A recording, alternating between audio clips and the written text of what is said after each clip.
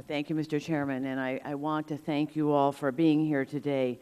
I think your perspectives and your experiences under the Magnuson Stevens are very important as we continue to look at how best to reauthorize it.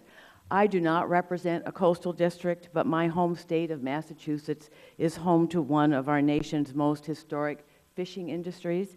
The fishing industry has not only shaped the history and culture of our state for centuries, and it's a very proud heritage, one we share whether we're on a coastal community or not.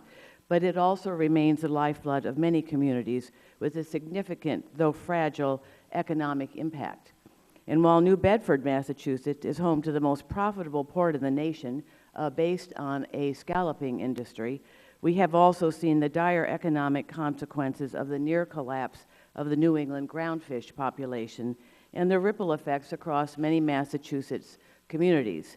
As today's hearing demonstrates, we all have similar goals for the Magnuson Stevens Reauthorization. We all want to implement a regulatory framework that results in healthy, sustainable fish stocks, but also one that encourages a vibrant fishing communities.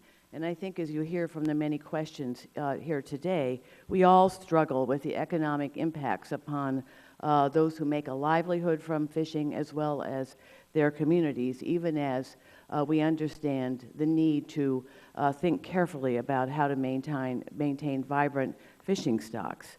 I have real concerns about this bill's potential impact on the long-term success of Massachusetts fisheries.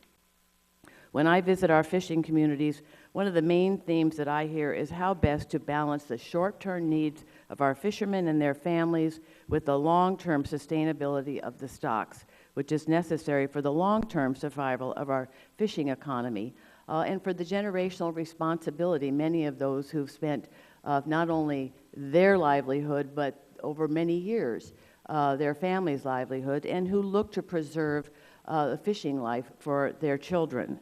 But I'm concerned that this draft prioritizes the short term over the long term. I'm also concerned about the impact of waiving bedrock environmental laws such as the National Environmental Policy Act and the Endangered Species Act, which are essential for maintaining the healthy marine ecosystems crucial to securing the Massachusetts fishing industry well into the future. So this is really more of a statement, just simply that as we work on reauthorizing Magnuson Stevens, we know it's not an easy process. We're all trying to find that delicate balance, Dr. Rock, that you referenced. But moving forward, I hope we can work together on a bipartisan basis to address some of these concerns. And just, I guess, your thoughts, really, as to the balance in the proposed draft and where we might look to bring it into better alignment in order to well understand the short-term challenges, but also maintain a vibrant fishing stock and a vibrant fishing industry going forward. Dr. Rock. Thank you. The administration has not taken a formal position on this discussion draft, and so I can't answer the question about my thoughts on that. I will tell you some of my thoughts on National Standard 1, which is the regulations that we have written to implement these kind of provisions in the past. And one of the things we have heard from fishermen through this process, through managing our nation's fisheries, information that also went to the Congress, was about that balance that you just described. We have done a very good job about ending overfishing, putting our fish and fishermen on a sustainable basis. And we are starting to see the economic value of that.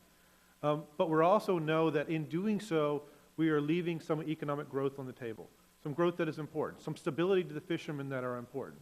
And I do think that collectively, at least from the administration's perspective, we want to relook at our regulatory process to determine whether we've struck the balance correctly within the laws that exist. And I would hope that Congress will do the same. But that's how we do it. It is an issue. It is an issue that we need to struggle with. It is something we're hearing from the fishermen. Mr. Robbins, do you have a few seconds here? Thank you. I would tend to agree. I think the exemptions need to be treated very carefully because, on the one hand, they're necessary to, I think, enhance the stability of the fisheries that we're all trying to achieve.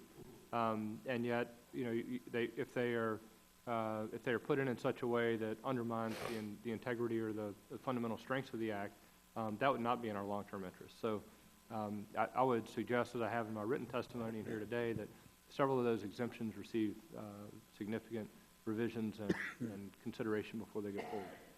Thank you both. I yield. Time, gentlelady, has expired. Chair recognizes